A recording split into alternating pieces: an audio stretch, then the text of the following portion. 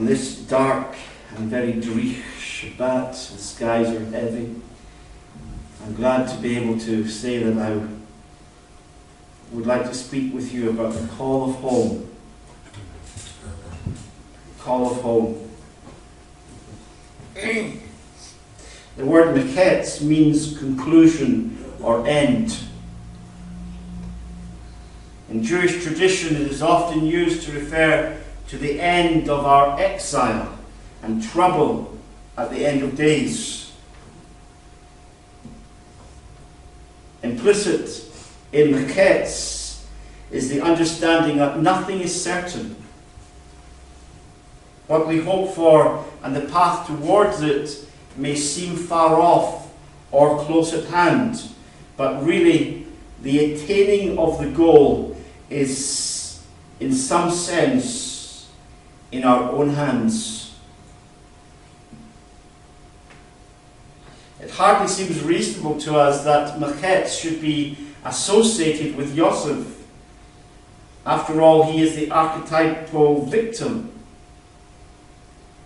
He was first sold by his brothers into Egypt, and then, through false accusations, thrown into an Egyptian prison for 14 years. Even the release appears to have been out with his control. So how is it possible that we should understand Miketz as conveying both uncertainty and human responsibility in association with Yosef, when it seems that his whole life has been out with his control? And yet that is exactly the case with Yosef. And through his dealings with his brothers in this Sedra, Hashem teaches all of Israel that this is also our situation. We long for the coming of the Mashiach and our return to the land of our fathers, and yet we do so little to ensure its soon conclusion, and so much to ensure that the day is postponed. Well, yes, we find it easy to point to the sovereign work of Hashem in the affairs of humanity, and to the fact that the time and hour of the Mashiach's coming is uniquely in his hand, and it is.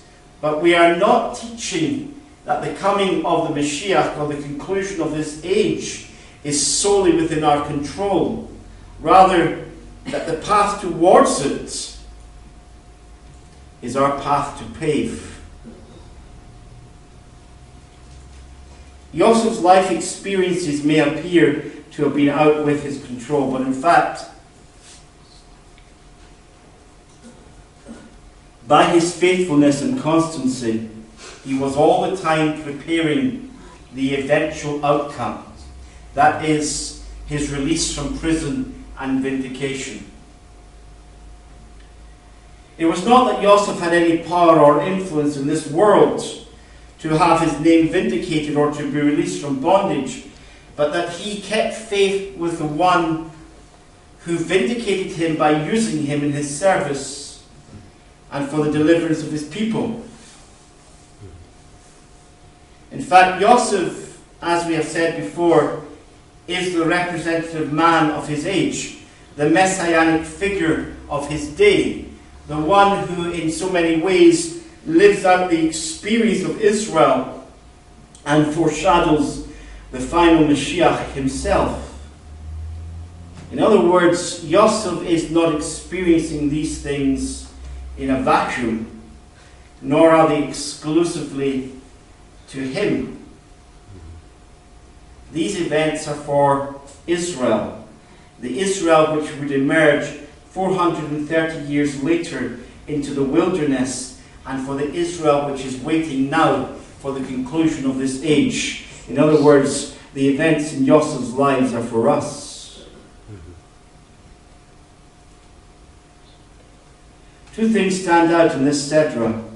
First is that Yosef employs the accusation that his brothers were spies when he meets them. And secondly, that Yaakov instructed his sons to carry the produce of Eretz Israel to the supposed governor of Egypt. Perhaps you are already connecting the two. In both respects, the Sedra foreshadows the experience of Israel in the wilderness after leaving Egypt. 40 days after leaving Egypt, we are confronted with the incident of the spies who entered the land of Canaan and went throughout the land, 10 of whom brought back a report of how impossible it would be to conquer the territory. The word regalim in Hebrew, which means spies, is familiar to us in the context of the 3 festivals at which we are to bring gifts to Hashem and appear before him in Jerusalem. They are the Moedim Regalim, the pilgrim festivals. The idea of wandering, which has been associated with our people in every period of exile from Eretz Israel, is thus rooted in the idea of spying. For we have been called for the last 2,000 years at least the wandering Jews. The 10 spies who advocated abandoning Eretz Israel in order to return to Egypt were actually playing the role of these 10 brothers of Yosef, who abandoned him to Egypt and in so doing brought our people into Egypt and eventually into Egyptian slavery. The second aspect in this Sedra is that the patriarch Yaakov instructed that the produce from Eretz Israel be carried to Egypt to the governor. This is an interesting aspect because it raises the obvious question of why a man living in a land supposedly stricken with famine would send such delicacies as these to the governor of a land which was also stricken by famine, but which was supplying food not only for its own people, but also for his.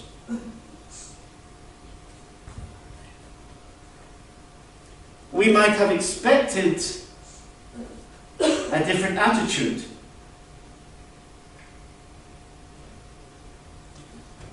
Surely Yaakov may have thought, if we are taking food from Egypt and we send these delicacies to Egypt, they are going to think these people are not as deserving as they first appeared to be.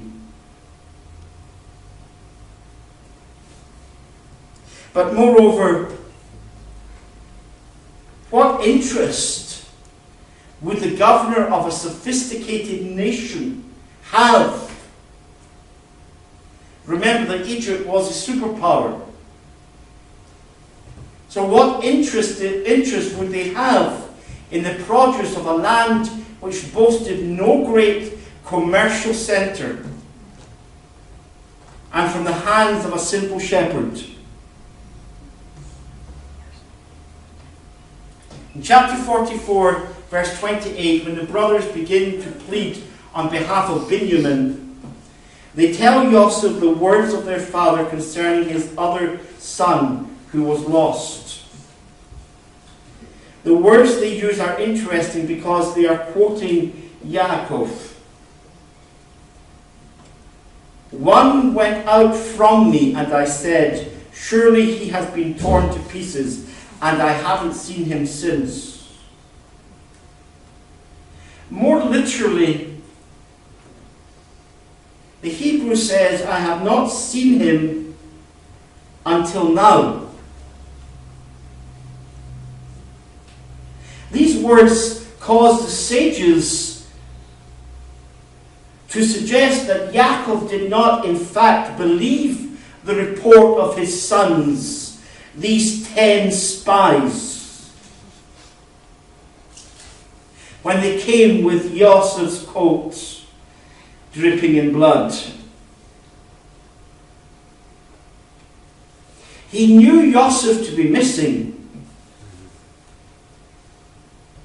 He knew that he had not seen him until that point. But like Yitzhak, who realized that the covenant had been passed to Yaakov, and like Abraham, who understood that it had been passed to Yitzhak, Yaakov also knew that the recipient of the covenant's blessing was Yosef. And this is borne out at the end of his life.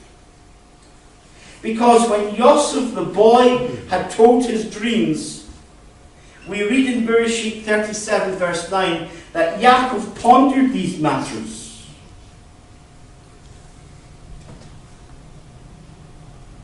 This being the case, he had to believe that the one on whom the blessing of covenant had been bestowed still lived.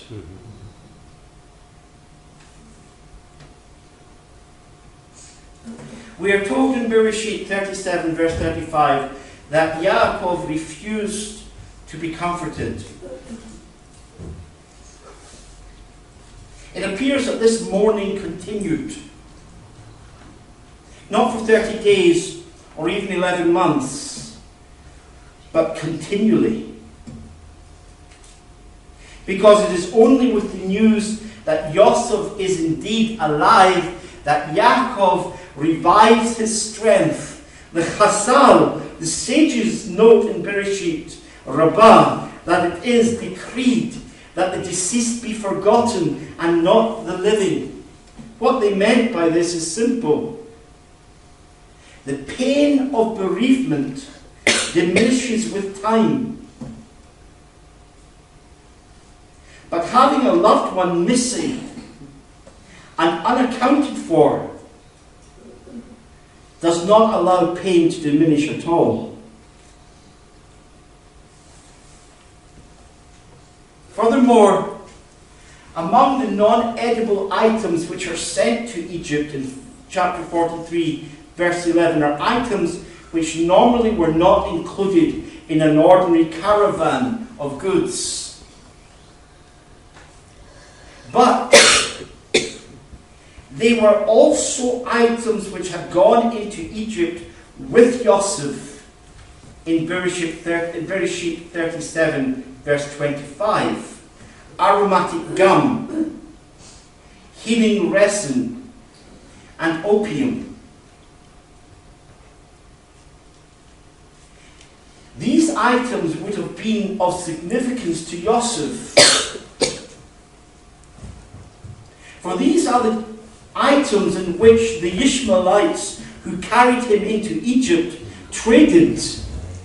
They were a coded message from the patriarch that he remembered his son and that he knew who this mysterious stranger, the governor of Egypt, was, who had dealt so strangely with his sons. In other words, these items, the produce of the land, were the call of home. The tokens of the land which were his by right. And Yaakov sent them because they indicated to Yosef that the time of reconciliation and restoration had come. This was also the reason that Moshe instructed the spies to bring some of the produce of Canaan back with them. It was not merely to encourage the people with how rich and fertile the land was, but these were tokens of the good land. They were the call of home.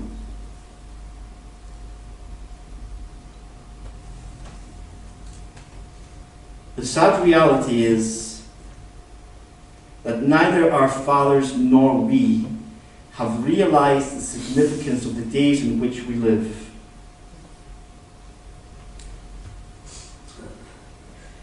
Yosef was the representative man,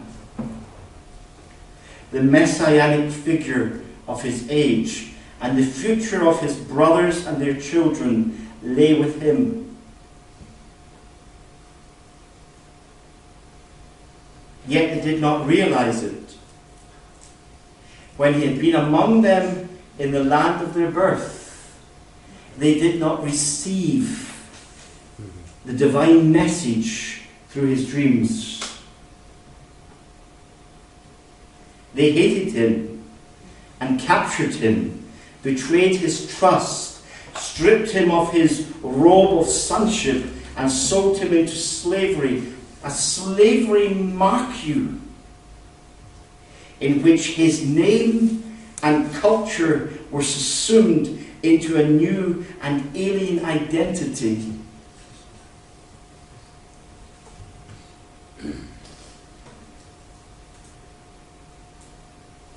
For the last 2,000 years, Rabbi Yeshua from Nazareth has been stripped of the clothing and the name of his Jewish identity. He has been turned into a human god, turned into the Messiah of the Christian church, turned into something other than the Messiah of Israel, something other than a faithful Jew.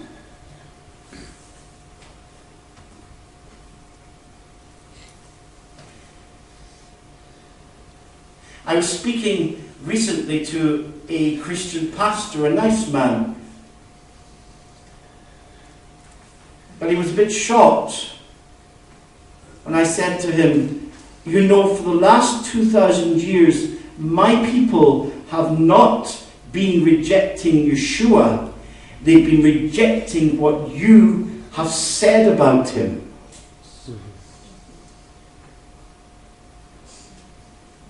Because the Messiah presented by the church to our people has been a Messiah who abolished the Torah, abolished Shabbat, replaced the Jewish people with them. And he is not the Messiah of the Bible.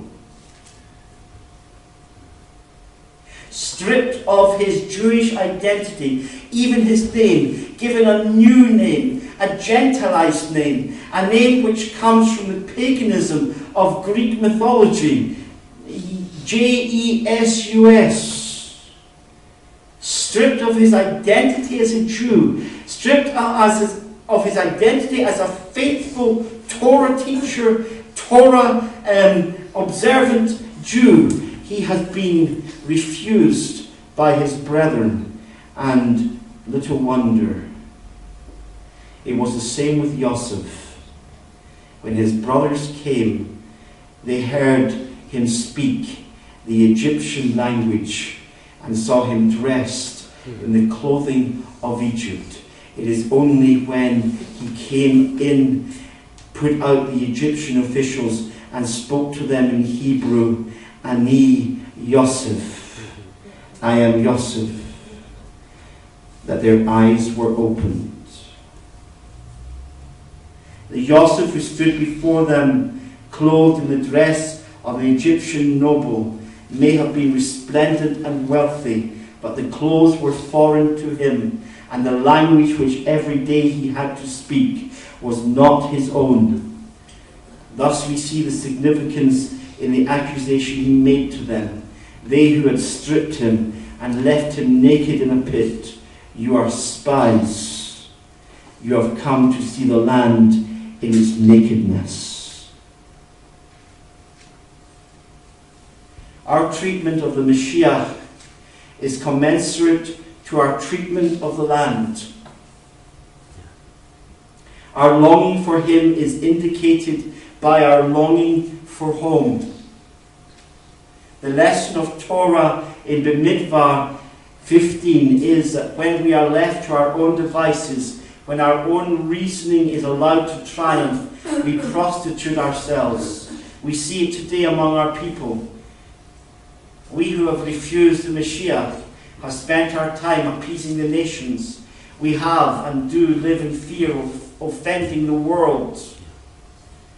Without the mitzvot That is all we know to do. For this reason, Bimidbar 15 instructed us that we should make fringes on the four corners of our garments. And Devarim 22 verse 12 says that it is the outer garment or cloak, so that as we wander, walk, the word regel means foot.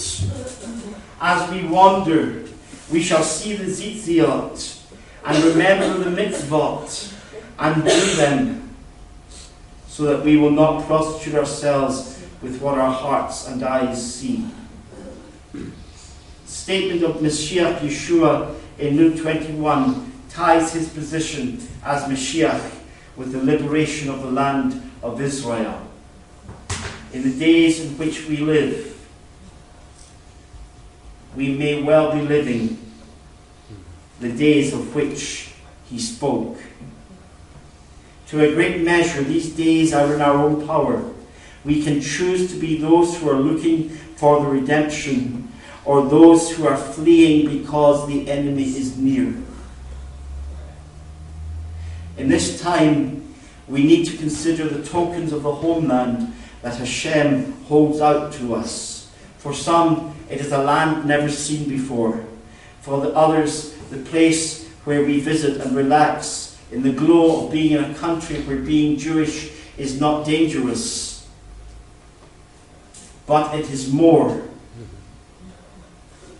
We need to grasp hold of this and contemplate it and move towards it. Eretz Israel is more than the homeland of the Jewish people. It is the inheritance of each who would lay hold of the Mashiach's atonement and live.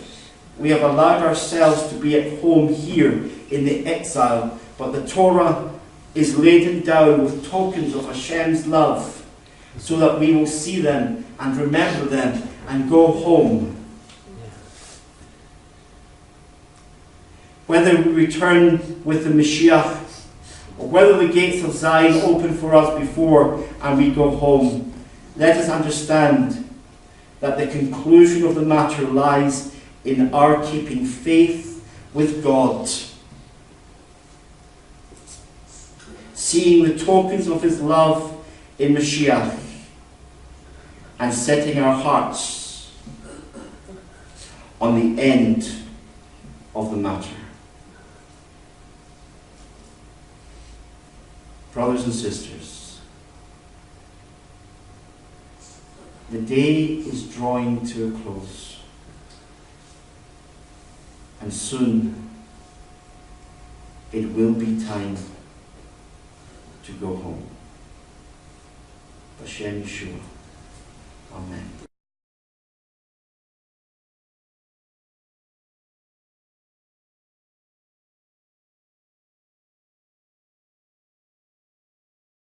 In association with Yosef, when it seems that his whole life has been out with his control.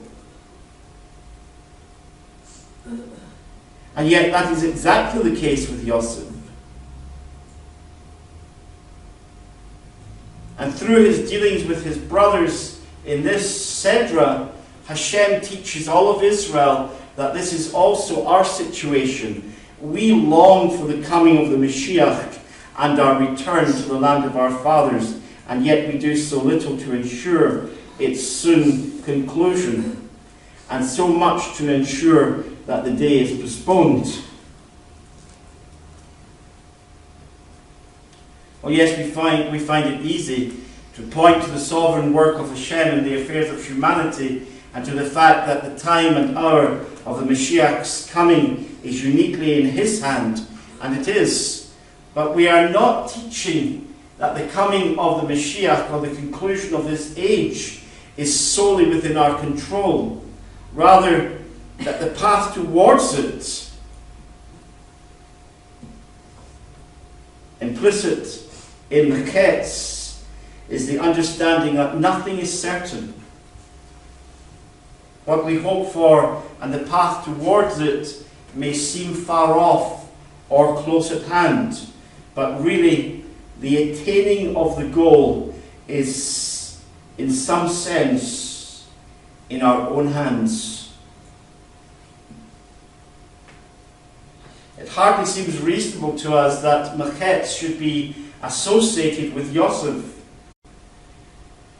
On this dark and very drash Shabbat, the skies are heavy. I'm glad to be able to say that I would like to speak with you about the call of home. Call of home.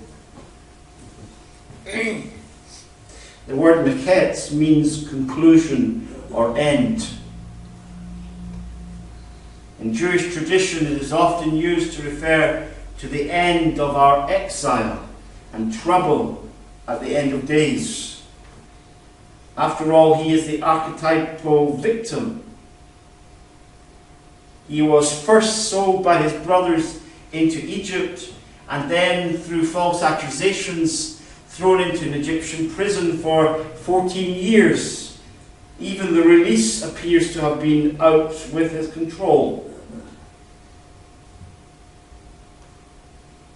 So how is it possible that we should understand Miketz as conveying both uncertainty and human responsibility